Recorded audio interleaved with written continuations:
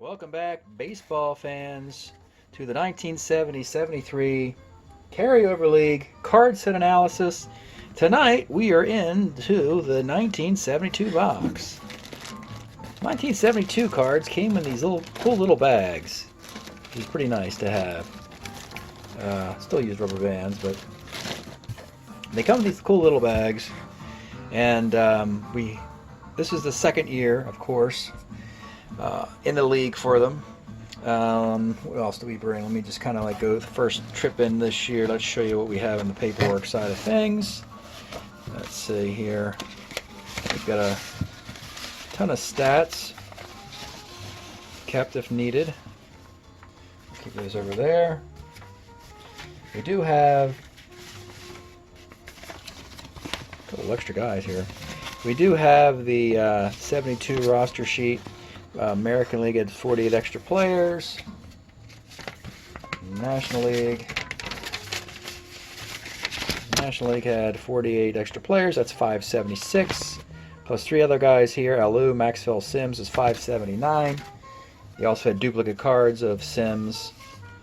And these cards actually, these players I pulled out from the league draft of 72 because they were so bad. And I didn't really want them to be part of the carryover league. They all had ERAs over 580. And I thought, well, what's the point? So I used nameless cards to fill out the 640 players. I don't often do that, but for some reason, with the extra cards and the way the draft played out, I was able to get all the defense computed for all the players on a sheet like this. And again, it's in the spreadsheet, so it instantly gets copied over to the game player in the draft. These are the rules I used for the internal draft, as far as you see, 480 players, 96 extras added for. Removed extra Duke Sims, made it extra pitchers, left, and so forth and so on. The rules of the draft, etc., etc. The overall draft order. Texas was the worst team. The best team was Pittsburgh, won the 72. Well, Pittsburgh had the best record in baseball. They didn't even get to the World Series. Oakland beat Cincinnati, right down there. And then the expansion teams. But anyway, that's not really important tonight. It's going to take a look at the first group of player cards from the American League East. Now, remember, each team in our league already has 2 players from this season, so that means that 64 cards are missing. Not to mention, these are, of course, the nameless cards that I always make to get me to 640 in an individual year. I don't put these in the carryover league, but I do print them out for drafting purposes, and they exist, and they're pulled out. So 640 minus those cards is that 579, minus the 62 cards that are already in the league. You got about 516 cards here, but of course, if a player is in the league with their 70 or 71 card, you're not going to see the 72 card eligible for the draft. And then also, there's a little section here of guys who are on waivers. And guys, this is an interesting little list here. A small list of retirees. These are guys who retired from 69, but they still kept playing baseball 3 years later. And with varying results, none of them which are very good. Lahoud, I retired him after 69, and actually he's got a pretty good card. So you can come out of retirement, and Lahoud just might with this card.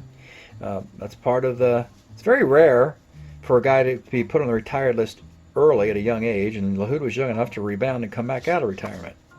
Dave Leonard, not so much. That's undesirable right there. Ken Rudolph really didn't ever do much, but he has power here. And anyway, that's just a brief look at retired players that could come back out of retirement if necessary. And with the wavered players, you also have guys here, hitters, who were exposed in the 71 card set and never drafted, so the protection of the team that they were drafted to is gone. They can sign with anybody. Those are the hitters. Those are the pitchers. And finally, that leaves us with each team's keepers and active player cards. And we're going to go through 2 divisions. We're going to start in the American League East, the American League North, and probably call it after that. So, Baltimore in the American League East. You got Cuellar, Blair, and Frank Robinson. Dick Hall by now is retired or gone, something like that. The player here is Cuellar. That's the card. He rebounded. He kind of struggled a little bit in 71, though he won 20. Doesn't win 20 here, but his ERA is much better. And yeah, this is a really good year. This, you know, it's funny. Pat Dobson also. Mike Cuellar and Pat Dobson actually pitched better in 72 when they didn't win 20 games. I think this Cuellar gets into the league. Blair, below 250. And we talked about Frank Robinson might get traded in before the draft to the Indians. And of course, the other thing you have is, do you have a farm system? Guys who were drafted to this team but are still have the rookie status. And that's what these guys are. Now, Vic Harris may not even be an Oriole, but he was drafted to the Orioles when the league was expanded to 32 teams. Rorik Harrison, I think he might be an Oriole. Yes, he would move on after this, but darn, that's a darn good reliever right there. So he's a rookie eligible to, look at that. John Oates, a left-handed hitting catcher, could replace the departed Elrod Hendricks. And Don Stanhouse played for the Orioles later in the decade. He's still a starter relief here, and that's not a bad card, really. 377. That's Baltimore. Next up, the Boston Red Sox. Losers in the ALCS to the Tigers last year. Had a magic run. Now, their 72 candidates really aren't that great. Mike Andrews, not so much. It's okay. Jerry Moses, nothing special. Petrocelli, better in previous years. Again, just a third baseman now. You can't put him at short like you did with that wonderful 69 card. And Reggie Smith, we've seen better cards in 70 and 71. Here, still has the power, but his average dips below, already down to 270. So probably no to those guys. And do they have any rookies in their system? A young John Curtis as a starter. We'll get lefties out. So-so against righties. He would make the league. There's nothing really wrong with him. 3.74 ERA? Sure. I don't think Boston needs Curtis, though. They've got the Spaceman and Roger Moret. So, but Curtis would be fine. Skip Jutzy. The catcher is lefty. You already got Jerry Moses, though. Lynn McLaughlin. People don't remember that he actually started with Boston. Look at that. Eventually pitches for the Cardinals in the mid part of the decade. A righty starter who gets lefties out. That's not bad. 341. Very young Rick Miller. Great glove. Getting the stick going. Okay. He'd make a lot of teams as a platoon player. A lot of Boston rookies. Chuck Seelbach. Okay reliever. And then that's it. And then these, of course, are your active guys. So Boston in the books there. New York Yankees next. Yankees had a hot start in the summer league, and they kind of fizzled around to the tune of 500, which is what the Yankees did during this era, the Ralph Halk era. All right. They have the rights to Sparky Lyle. They made the deal in the offseason. It was a three-way trade. Lyle went to Colorado for LaHood, and then the Yankees sent Andy Costco to Colorado for Lyle. So they have the right. It's about choosing the year. This is probably the year the Yankees will select. He's still, oh no, he actually, yeah, 72. Yeah, see, when he gets to the Yankees, he immediately improves from where he was at Boston. Change of scenery. So at 72, it's time to get Sparky Lyle's Yankee card into the game to replace his Boston card from previous years. Horace Clark, the best. None of the Horace Clarks really stand out. Any of these are workable. Gene Michael, he's a 2 at short in one of these years, and that's the year I would select. Fritz Peterson has a better year than that. Their rookies, Fred Bean has a better year in 73 coming up. Need a third baseman against lefties? Celerino Sanchez, they don't. They got Greg Nettles. Bob Stinson, no. Nothing much there. And that's it. Okay. Next, Toronto. The Toronto Blue Jays, folks. They made some news earlier in the offseason by acquiring the rights to Tommy A.G. from the Mets. And if they so choose, this could be the A.G. card of 1972, though I doubt it. He's much better, of course, when he's younger in 1970. Plus, he's now a 3 in center field, which is disappointing. And this stick's not really there. So, no, not to this Tommy A.G. This Mike Lum, no, he's got better years in 71 and 73. But this Carl Taylor, now I know he hit 340 last year, and he's never going to do that again. But at least this Carl Taylor can give you a nice on-base percentage. Look carefully at all the walks. That's not a bad card, really. Flexible utility guy. Catcher, first, third, and outfield. Flexible on-base percentage both ways. What are the walks? 17 and 113. Yeah, it'd be about 80, 90 walks in a full season. It's like a 360 on base for that. Not bad at all. Now, does Toronto have any rookies? Oh, yeah, they got one. Hang on one second. Let's get this orientated correctly. There we go. They have one rookie in their system, and it's a pretty cool card. Jim Brazil actually was a Brave. And the stat, it's a small sample size, and this is what you get for expansion teams. This is an excellent small sample size. A lot of walks. The homer, average you don't really care about. A left-handed batter with the homers on both sides. If you made him a full-time player, it wouldn't be that bad a gig, because against lefties, it's the same card against lefties and righties, even though the percentages are different. I don't even know why they did that. Look at that, 2%. It really didn't make much sense to do this to this guy's card, but they did. In any event, it's the Blue Jays who should take advantage of it, right? All the expansion teams, they need all the help they can get.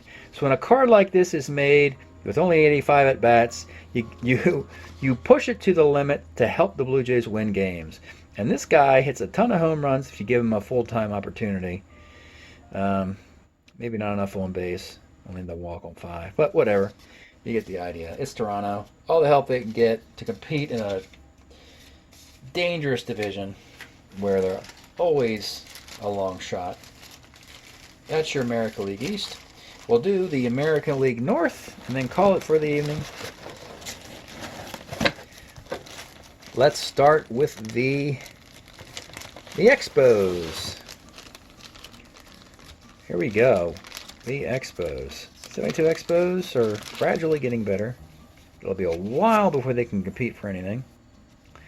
Ron Fairley. That's a nice solid card right there. 2 at first base. Cool player. You got a 278 hitter with 17 bombs. Now, Rusty Stahl, we talked about a trade to the Mets. This card you're looking at, actually, is a member of the Mets in 72. So, there are a few good years for Staub. It's time to pull the plug on this trade. Make it happen. Rusty Staub for Kenny Singleton might be straight up. One of the teams might throw a token or an extra player in for balance. Great player. You know, he always had that quick bat, short swing. Could hit left-handed pitching better than right-handed pitching most of his career. They're the only players for keepers for the Expos. They're rookies. I don't know why I had these all oriented at one time. There we go. That's it. Hal Breeden has a better 73. Tom Walker is a righty reliever. That's not bad. Yeah. Be a good reliever to get in the game. So they have 2 rookies in their system. All right. Clevetown. The Engines. Guardians. Whatever you want to call them, gang. Nice smiling gentleman there. All right. Duke Sims card. Potential first-round pick with a hideous card against righties. Look at that monster. Oh, 1 of 19 on 6. Oh, yeah. These cards are great. And again, you wouldn't take him out of the game against lefties. Leave him in there. It's a 316 overall performance with plenty of on base and power for a catcher and a guy who in the outfield is a -2 throwing arm. Vicente Romo, nice card in the bullpen. Ready gets lefties out. Solid guy. Give him some work in the pen. Long man. Give him a lot of innings. Potential closer even. Eddie Watt, potential trade target if they do acquire Frank Robinson in the trade. Ed Watt, the Orioles would love to have a guy like him back in Baltimore, where he pitched for them in '72 anyway. The Indians acquired him. The Orioles want him back. They're willing to give Frank Robinson up, we believe, as Frank Robinson's getting older. Plenty of rookies for the Indians. Jack Deadblow Hammer, not so much, but he's left-handed, and he's a 2. Wait a minute. And a B-hit runner. He's getting better all the time. And he's got power. But he hits about 252. 233, yuck. All right, Frank Duffy, a shortstop. Oh, heck yeah. Probably had a full season. 385, 239. Dave Hamilton. Yeah, he's okay. 294. 294. Doesn't look that good, does it? It doesn't really look like a 294. Puts guys on.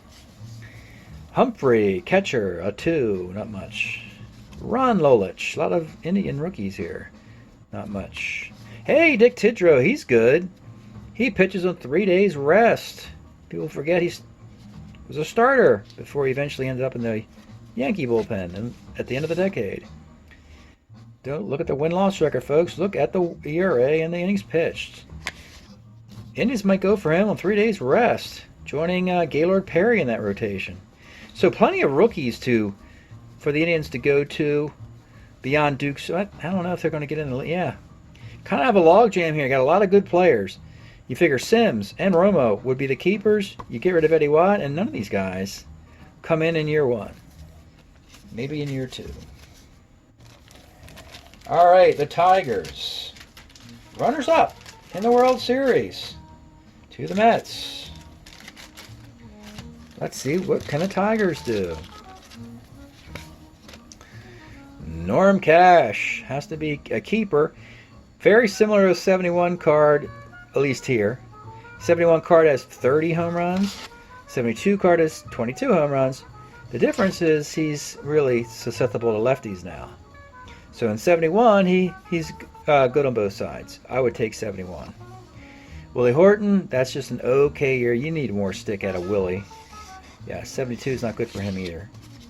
McAuliffe, okay, but a little birdie whispered in my ear that he's better in 73. 73 McAuliffe is pretty damn good. There's a lot of on bases. This one has on base, but just 240 stick. And Northrup's 4th declining year in a row. 295, 285, 270, 261. So I think he's got a 285 card in 70. That would be the one to take. The rookies for the Tigers. Just one, I believe. Yep, just one. Bill Slayback. Is he a Tiger? Yes, he was. Good. So Bill Slayback is just okay. If you happen to need a righty reliever, 3.18 ERA is fine. Just a guy. Nothing special. Nothing bad. He's okay. If they need a 5th, a right-handed relief pitcher is usually 8th round draft choice, 20th member of the roster. They're not as prioritized as some of these other positions.